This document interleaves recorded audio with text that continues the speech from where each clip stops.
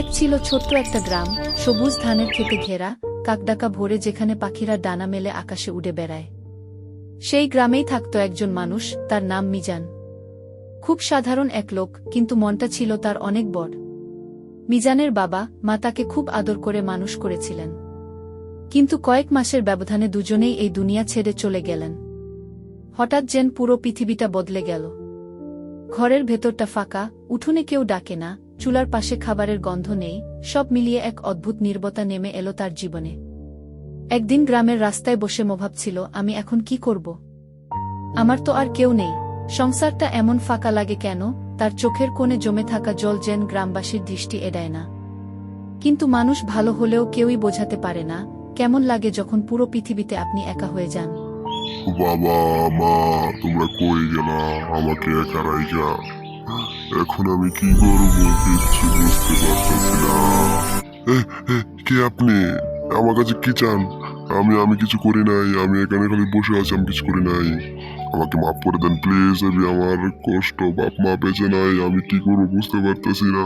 আমাকে ছেড়ে দেন প্লিজ। ভয় পেছো না। তোমার কি হয়েছে আমি সবই বুঝতে পারছি। তুমি একদম চিন্তা করো না। তুমি বাড়ির দিকে চলে যাও। বাড়িতে পৌঁছালে বুঝতে পারবে আমি তোমাকে কি উপহার দিয়েছি। তোমার জন্য বিশেষ কিছু উপহার আছে, তুমি সেটা বাড়িতে গেলেই বুঝতে পারবে। তুমি এখানে কান্না বা ভয় না পেয়ে বাড়ির দিকে চলে যাও। তোমার প্রতি দোয়া রইল এবং ভালোবাসা। সেখান থেকে মিজান ধীরে ধীরে বাড়ির দিকে রওনা দিল। পথে হাঁটতে হাঁটতে তার মনে এক অদ্ভুত ভাবনা ঘুরপাক খেতে লাগল। জলপরি আবার কি দিতে পারে? মিজান নিজেই নিজের সাথে কথা বলল, হয়তো কিছু মাছ দেবে। ও বাবা গো, জলপরি তুমি মহান। তুমি আমাকে একটা গরু দিয়েছো আর 2টা মুরগি। আমি এখান থেকে দুধ বিক্রি করব এবং এটা দিয়ে আমার সংসার চলে যাবে বেশ ভাবে। মিজান গরু আর মুরগি পেয়ে তো অনেক খুশি। সে সকালে ঘাস কাটত এবং মুরগির দেখাশোনা করতে, বিকালে দুধ বিক্রি করত। এটা দিয়ে অনেক সুন্দরভাবে সংসার কেটে যেত।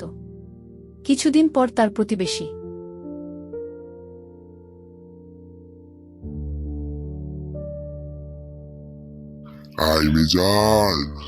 মিজান বাড়িতে আসুনি?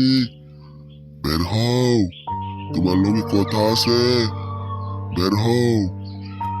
তার প্রতিবেশী এসে তাকে জিজ্ঞেস করল, এই গরু আর মুরগিগুলো তুমি কোথায় পেলে?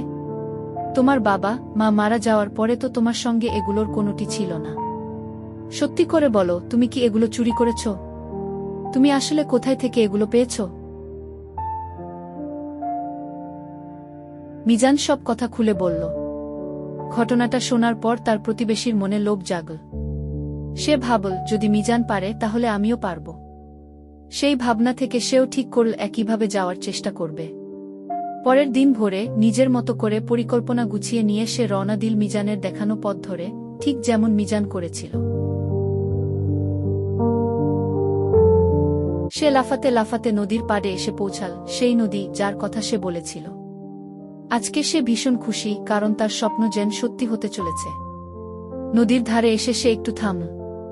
নিজের মন খারাপের ভান করে আস্তে করে বসে পড়ল। বসে বসে চোখে কান্নার আবছা ভাব আনল, যেন নিজের দুঃখটা নদীর জলে ভাসিয়ে দিতে চায়। তখনই সেখানে জলপরি এসে হাজির হল। জলপরি বুঝতে পারছিল যে এই মানুষটি বেশ লোভী। তা জানার পরও সে শান্তভাবে বলল, তোমার কি চাই? তুমি নিশ্চয়ই কোনো উপহার চাইবে। তুমি তোমার উপহার পেয়েই যাবে। এখন তুমি বাড়ির দিকে ফিরে যাও। এই কথা বলেই জলপরি অদৃশ্য হয়ে গেল। সেল লাফাতে লাফাতে নদীর পাড় থেকে বাড়ির দিকে রওনা হল। আজ তার মনটা ভরে গেছে সুখে। ভাবতেই ভালো লাগে যে জলপরি তাকে কত সুন্দর একটা উপহার দিয়েছে। সেই উপহারের কথা মনে পড়তেই তার পা যেন আরো হালকা হয়ে যায়। নদীর কিনারা ধরে লাফাতে লাফাতে সে এগিয়ে চলেছে, মুখে হাসি আর মনে আনন্দের ঢেউ। সে খুশি মনে বাড়ির দিকে ফিরে এল। কিন্তু বাড়িতে পৌঁছেই সে হতভম্ব হয়ে গেল। যা দেখছে তা একদমই বিশ্বাস করার মতো নয়। মনে হলো তার পা থেকে যেন মাটি সরে গেছে। সামনেই দাঁড়িয়ে আছে এক ভয়ঙ্কর সিংহ, একটি বাঘ আর একটি ভালুক। এগুলো দেখেই তার শরীর কাঁপতে শুরু করল। ভয়ে সে দিশেহারা হয়ে গেল। কি করবে কিছুই বুঝতে পারছিল না। হঠাৎ হিংস্র বাঘটি এক লাফে লোকটিকে আঘাত করল। মুহূর্তের মধ্যে বাঘ সেখানে তাকে মেরে ফেলল। সবকিছু এত দ্রুত ঘটল যে কেউ কিছু বোঝার সুযোগই পেল না। এটা দেখে আমরা কি শিখলাম বাচ্চারা? লোভ মানুষকে সর্বনাশের পথে নিয়ে যায়। লোভ করলে শেষ পর্যন্ত নিজেরই ক্ষতি হয়। তাই আমাদের কখনো লোভ করা উচিত নয়, ভালো পথে চললেই ভালো ফল পাওয়া যায়।